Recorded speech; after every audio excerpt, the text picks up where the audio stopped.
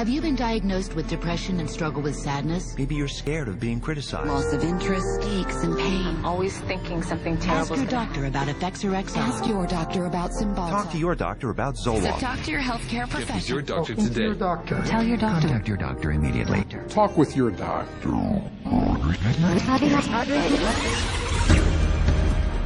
Over 40 years ago, leading psychiatrists met in Puerto Rico to map out their vision of the future.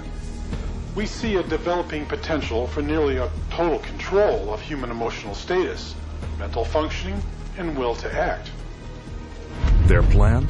To create by the year 2000 a range of psychiatric drugs regulating every aspect of human behavior. I was diagnosed with depression and put on Paxil. ADD, and I was prescribed Ritalin. General anxiety disorder, prescribed Zoloft. Bipolar disorder, and I take lithium. PTSD, Zoloft. I was on Paxil. When they placed me on Zoloft. They gave me Adderall. I was prescribed Siptamu, Tegretol, Lexapro, Depakote, Stelazine, Adderall, Concerta, Orazine, Prozac, Lorazepam, Effexor, Clonazepam, Ritalin, Dexamphetamine, Paxil, Cylert, Prozac, Adderall, Elavil, Depakote, Wellbutrin, Seroquel, etc., etc. 100 million people worldwide are on psychiatric drugs. How did this happen? Psychiatrists convinced them they were sick. They want you to think you're diseased from birth, and that all those experiences of life, childhood and adolescence and teenage years and adulthood and being a senior citizen, that these are all various stages of disease. Because let's face it, we've all been depressed at one time. We've all been anxious at one time. These are normal emotions that we feel. Every emotional and spiritual problem is reduced to a label. And of course, all of those diseases require pharmaceutical treatments. This is big, big business. While generating a healthy income, claiming to be medical professionals, psychiatrists will freely confess that their profession is devoid of science. You don't really have any specific blood tests or other tests that are definitive for any mental illness whatsoever. It would be neat if it would become much more scientific. Well, if you go to my office and you tell me that you're depressed, there's nothing, and no blood sample or whatever, no tests. There are not current available tests to verify your diagnosis. I don't use any tests. You do not have a test to say, well, this is this disorder and this is the best medication for this disorder. For many years we thought we had the tests nailed down, but it turned out that they weren't of any value.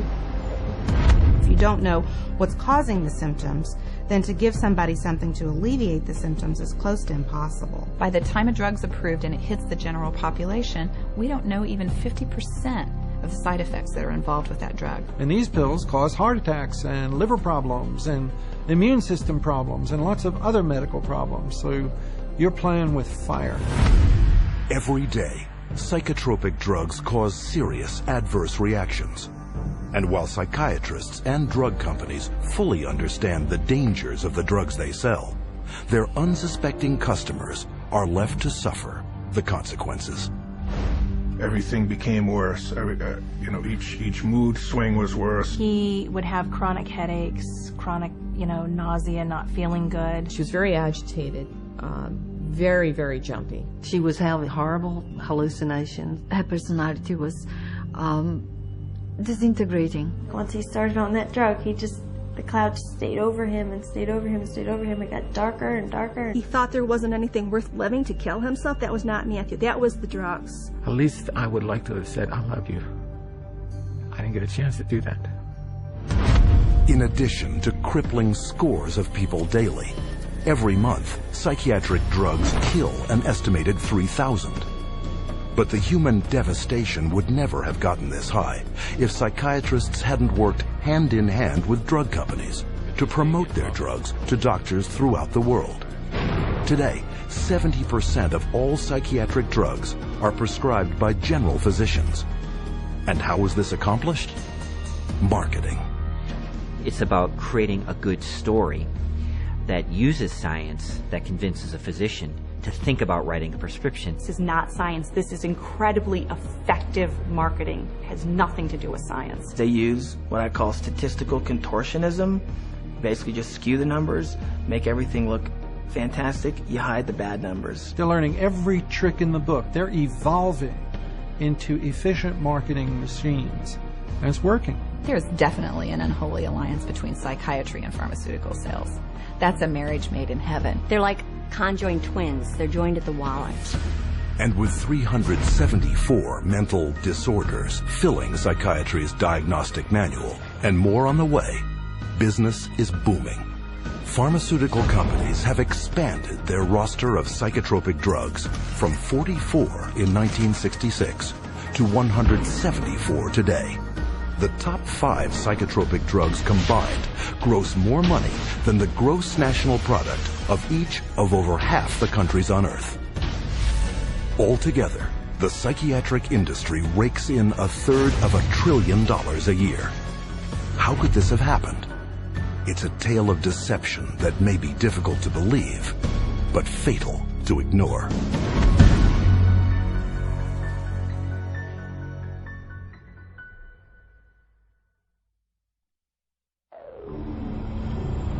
We took him to a psychiatrist, and within a matter of minutes, yeah, she's ADHD, and here's your drug. Went on to Medicaid, and 5 minutes later, he was on Zyprexa. He saw the psychiatrist and prescribed the medicine for 20 minutes. The guy didn't even look at her. He talked to her a little bit. Now, how can you tell if somebody's ADHD or not ADHD from just a few minutes talking to her? Next thing I know, I'm getting handed a handful of Xanax. That's how easy it is to get these drugs. Just so easy. It's just passed to me like candy. That's simple.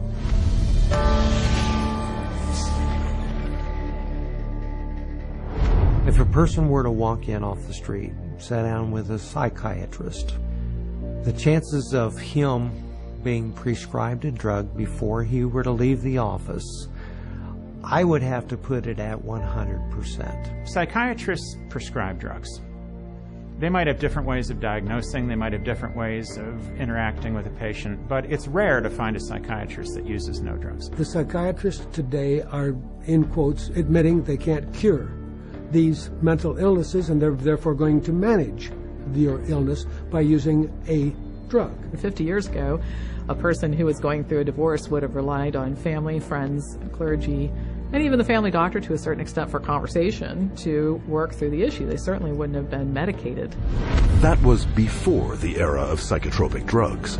Psychiatrists, occupying the lowest rung of the medical profession, worked almost exclusively in mental institutions.